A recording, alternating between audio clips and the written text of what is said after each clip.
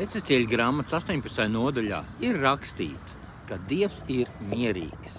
Dievs ir mierīgs, un viņš vēro cilvēkus. Vēro cilvēku sirdis, izvēlas cilvēkus pēc viņu sirdīm. Jo ir piemērs ar ķēniņu Saulu, kurš uzvedās tā, ka atstāja novārtā Dieva cilvēku, pravieti, kuru Dievs bija ielicis viņa dzīvē kā autoritāti. Un rezultātā viņš vienkārši zaudēja valstību, jo viņš nepieņēma Dieva cilvēka dotā autoritāti.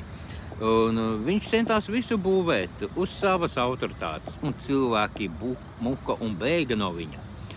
Ir arī piemērs ar Dāvidu, kurš daudz reizes grēkoja, bet nožēloja to, labojās un kļuva par cilvēku, pēc kuram Dievam patika viņa sirds.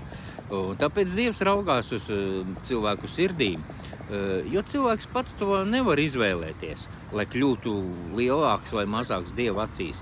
Un Dievs izvēlēsies viņu pēc viņa sirds.